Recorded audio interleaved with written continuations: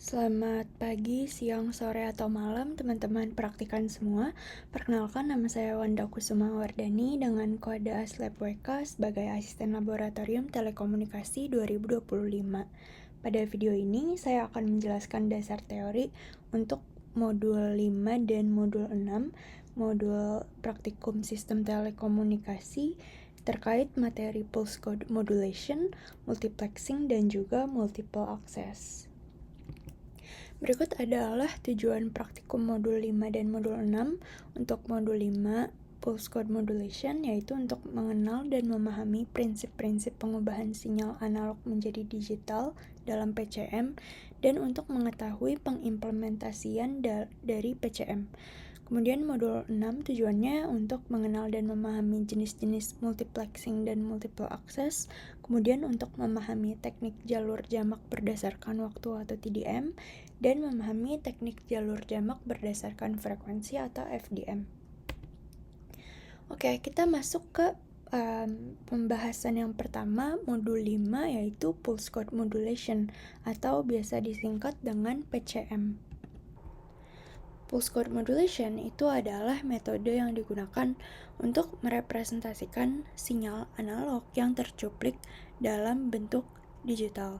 Jadi PCM ini merupakan sebuah metode ya untuk mengubah sinyal analog yang bentuknya kontinu menjadi sekumpulan bit-bit biner diskrit 0 dan 1 atau biasa disebut dengan sinyal digital. Sedangkan alat untuk mengubah bentuk sinyal analog menjadi digital itu dinamakan dengan ADC atau analog to digital converter, seperti yang teman-teman bisa lihat di gambar 2 ini. Nah, di sini yang perlu diperhatikan adalah di PCM itu kan ada kata modulasi ya. Nah, modulasi di PCM itu tidak sama dengan modulasi di konteks modulasi lainnya seperti di AM dan FM. Kenapa? Karena di PCM itu modulasinya tidak merujuk kepada superimposition atau penumpangan sinyal informasi ke sinyal carrier seperti halnya modulasi di contohnya modulasi amplitudo dan modulasi frekuensi. Oke.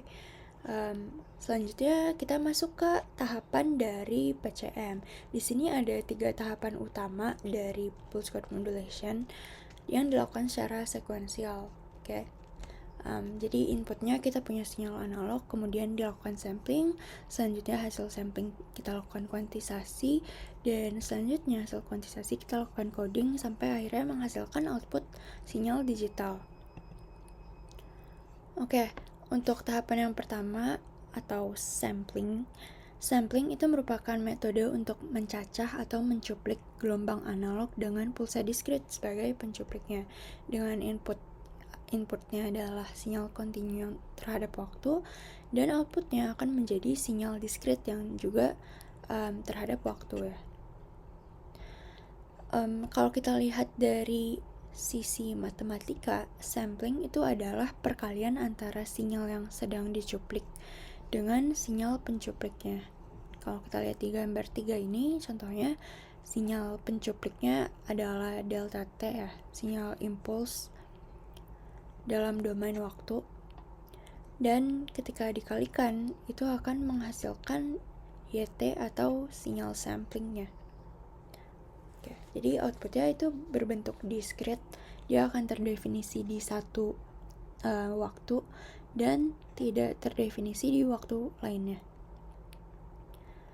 Nah, di tahapan sampling ini kita harus memenuhi suatu syarat atau suatu teorema yang dinamakan dengan teorema Nyquist, di mana frekuensi sampling yang kita tentukan harus setidaknya 2 kali dari frekuensi maksimal sinyal informasi. Teorema ini harus terpenuhi agar tidak terjadi suatu fenomena yang dinamakan dengan aliasing. Nah, selanjutnya kita akan mengenal lebih lanjut apa itu fenomena aliasing. Jadi, aliasing itu adalah fenomena bergesernya frekuensi sinyal menjadi lebih rendah daripada frekuensi awalnya, sehingga informasi yang didapatkan jauh berbeda dari sinyal aslinya. Nah, kalau kita lihat contoh di kiri ini, jadi misalkan kita punya sinyal informasi dengan frekuensi 7 kHz. Oke. Nah, kemudian kita ingin mensampel sinyal tersebut dengan frekuensi samplingnya 10 kHz. Maka nanti kita akan dapat nilai diskritnya itu yang biru ini. Oke. Nah, kemudian ketika kita merekonstruksi lagi sinyal hasil samplingnya, itu akan menjadi seperti ini kemungkinan yang warna merah ini. Oke. Nah, bisa dilihat kalau frekuensinya itu berbeda ya dengan sinyal informasi yang kita punya. Nah, aliasing itu bisa terjadi juga jika frekuensinya lebih tinggi. Tapi baik sinyal aliasing yang frekuensinya lebih rendah atau lebih tinggi daripada sinyal informasi awalnya, informasi yang didapatkan akan jauh berbeda dari sinyal aslinya. Nah, karena kita udah tahu nih teorema Nyquist, maka kesalahan pemilihan frekuensi sampling itu jarang terjadi. Yang sering terjadi itu adalah aliasing akibat noise dengan frekuensi tinggi. Maka solusinya kita menggunakan filter anti-aliasing yang jenisnya itu low pass filter. Oke, selanjutnya gimana jika frekuensinya terlalu tinggi? Ini kan kita bisa lihat ilustrasi yang sederhana ya, frekuensinya 7 kHz. Bagaimana jika misalkan frekuensinya gigahertz, sangat tinggi gitu? Gimana kita melihat apakah terjadi aliasing atau tidak? Nah, kita bisa mengubah sinyal kita ke domain frekuensi dengan Fourier transform.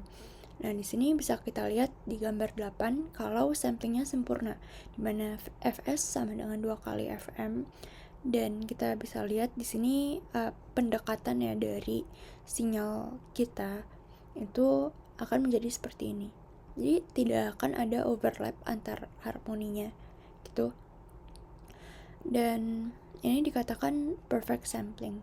Kemudian jika oversampling Fs lebih dari 2 kali Fm, maka dia juga tidak akan ada overlap, malah di sini akan ada suatu spasi gitu ya antar harmoninya.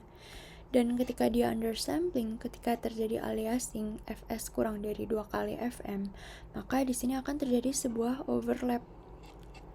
Oke. Dan amplitudo yang tadinya lebih tinggi menjadi lebih rendah. Jadi itu dia yang dinamakan dengan aliasing, adalah fenomena bergesernya frekuensi sinyal menjadi lebih rendah daripada frekuensi awalnya. Nah, ini ada kode MATLAB yang teman-teman bisa coba sendiri, bisa coba di run. Jadi di MATLAB ada transformasi FFT. Oke. Pakai FFT ini, dan misalkan di sini kita punya sinyal informasinya frekuensi 3 Hz, dan frekuensi samplingnya bisa teman-teman ubah sendiri apakah dia undersampling, oversampling, atau perfect sampling. Nah, selanjutnya kita ke tahapan yang kedua, quantization. Jadi quantization itu merupakan proses konversi nilai-nilai diskrit yang telah tercuplik ke level-level tertentu. Jadi nilai diskrit yang tadi udah kita dapatkan itu akan dipetakan ke level terdekat, dan kualitas output kuantisasinya itu tergantung jumlah level yang digunakan. Dengan jumlah levelnya dapat dihitung dengan rumus 2 pangkat n, di mana n adalah jumlah bit yang digunakan. Kalau kita lihat di sini di gambar 11, berarti jumlah bitnya itu 3 ya. Sehingga akan menghasilkan 2 pangkat 3 level atau 8 level. Di sini dari 0 sampai 7.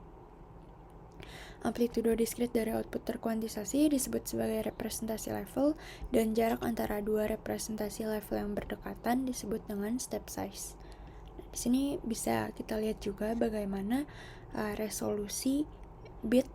Jika bitnya itu yang digunakan lebih banyak, maka digital sinyalnya itu akan lebih akurat ke analog sinyal yang ingin kita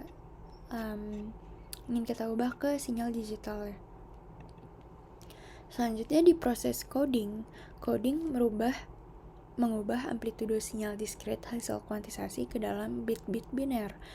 Bagaimana yang tadi udah kita lihat, si representasi level itu punya nilai-nilai binernya sendiri, sehingga kalau kita kumpulkan itu akan menjadi representasi digital dari sinyal analog yang mau kita ubah. Nah, misalkan jika n-nya sama dengan 3, maka untuk setiap sampel yang tercuplik akan diwakili oleh 3 bit biner. Oke. Nah, di sini ada contohnya hasil coding. Misalkan di sampel pertama ini representasinya adalah 010. Oke, dengan periode sampling TS di mana nilai TS ini sangat kecil ya. Dan seterusnya sampai sampel terakhir. Oke, yang terakhir di PCM ada implementasi dari PCM. Di sini ada 4 contoh ya dari implementasi PCM. Ada telepon, AM radio, FM radio, dan juga CD. Dan ini adalah beberapa komponen dari si implementasi PCM-nya. Data rate itu merupakan nilai yang menunjukkan kecepatan data yang dikirimkan. Kemudian channel itu merupakan representasi suara yang datang dari atau menuju satu titik. Dan channel mono menggunakan satu kanal audio, sedangkan channel stereo menggunakan 2 kanal audio. Di sini ada rumus untuk menghitung data rate. Data rate itu sama dengan sampling rate dikali bits per sample. Kemudian size itu sama dengan sampling rate dikali bits per sample dikali duration dikali number of channel. Oke, kita lanjut ke pembahasan yang kedua, yaitu multiplexing dan multiple access. Jadi, multiplexing atau teknik jalur jamak adalah metode penggunaan suatu resource komunikasi secara bersamaan. Tujuannya untuk menghemat resource dari kanal komunikasi.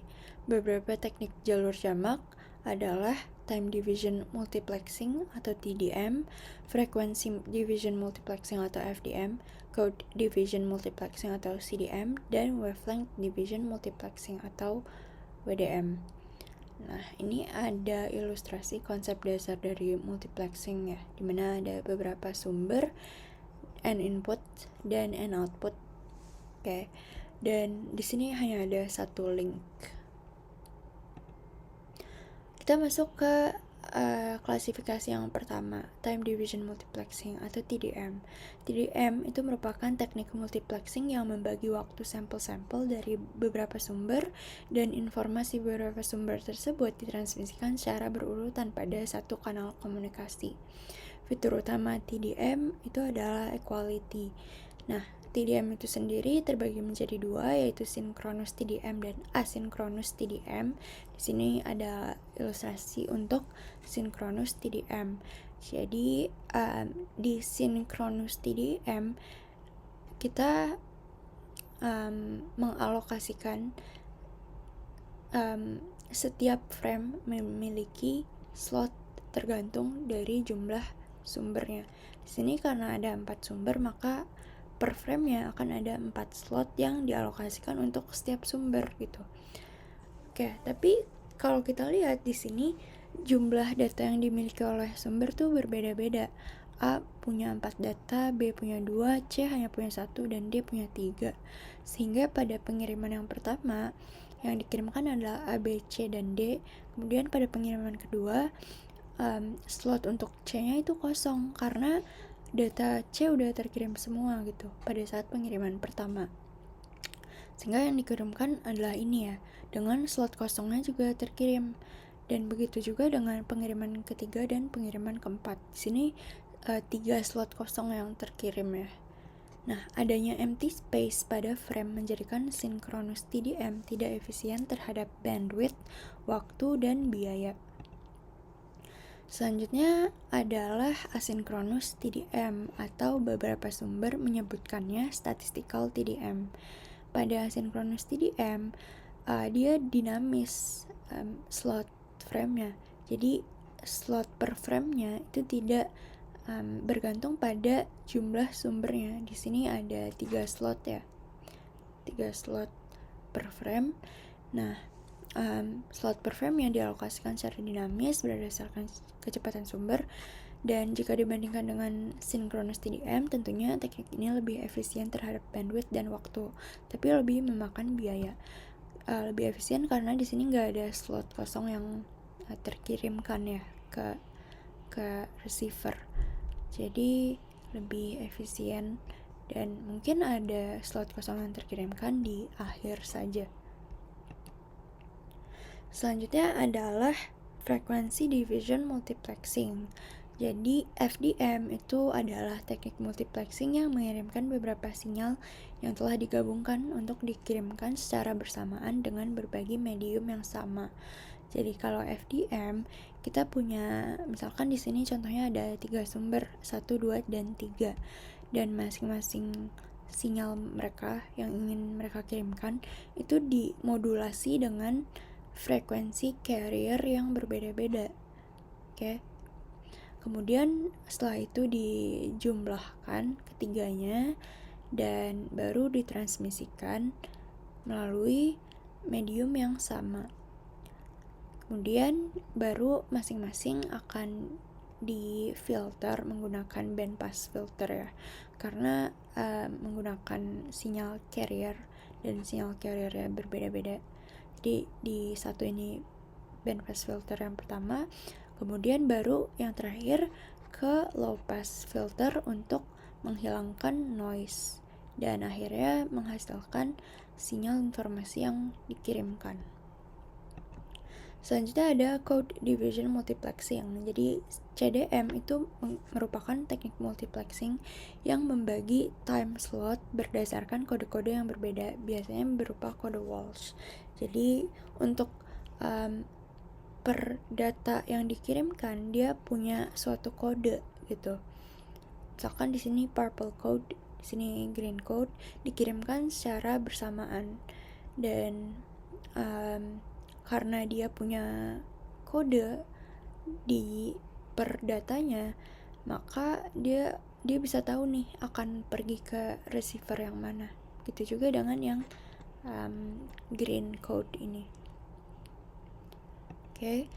Nah, yang terakhir adalah wavelength division multiplexing, di mana WDM ini adalah teknik multiplexing yang digunakan pada komunikasi fiber optik, di mana setiap slot pengguna dipisahkan oleh panjang gelombang yang berbeda-beda. Kemudian akan dikirimkan secara bersamaan, tapi tidak akan terjadi interferensi. Kenapa? Karena panjang gelombangnya berbeda-beda. Biasanya menggunakan frekuensi 1200 nanometer sampai 1700 nanometer. Oke, kita lanjut ke multiple access, di mana multiple access ini sebenarnya adalah aplikasi dari multiplexing. Jadi multiple access itu adalah teknik yang memungkinkan pengguna telepon seluler untuk berbagi spektrum yang telah dialokasikan dengan seefektif mungkin karena keterbatasan spektrum. Pada telekomunikasi, metode ini mengizinkan beberapa terminal untuk terhubung ke medium transmisi multipoint yang sama, mentransmisikan data melalui medium tersebut dan membagi kapasitasnya. Nah, di sini ada beberapa jenis multiple access, ada FDMA, TDMA, dan CDMA. Oke, untuk time division multiple access atau TDMA membagi waktu menjadi slot-slot tertentu dan setiap user diberikan slot waktu sendiri dalam satu kanal frekuensi. Teknik TDMA hanya dapat mengakomodasi data digital atau modulasi digital karena sifatnya yang tidak kontinu. Nah, di sini ada guard time ya, di mana guard time ini adalah waktu pemisah antar transmisi data 1, data 2, dan data 3, data 4, dan seterusnya. Oke, TDMA digunakan pada GSM, pada 2G, telepon seluler, dan satelit komunikasi digital. Selanjutnya untuk frekuensi division multiple access atau FDMA, dia membagi spektrum frekuensi menjadi beberapa kanal frekuensi yang berbeda dan setiap pengguna diberikan kanal frekuensi sendiri untuk mengirimkan sinyal. Oke, jadi di sini waktunya sama ya. Di sini juga ada guard band-nya, di mana ini adalah range frekuensi, bukan range waktu ya. Nah, FDMA digunakan pada sistem telepon seluler analog seperti AMPS, 1G, kemudian radio siaran FM atau AM, dan komunikasi satelit tradisional. Dan yang terakhir untuk CDMA atau Code Division Multiple Access memungkinkan beberapa pengguna berbagi frekuensi dan waktu yang sama, tapi setiap pengguna dibedakan dengan kode unik atau spreading code, digunakan untuk komunikasi digital. Sini juga ada guard code-nya, dan masing-masing user itu punya kode uniknya sendiri. CDMA digunakan pada sistem telepon seluler 3G dan GPS dan juga jaringan nirkabel militer.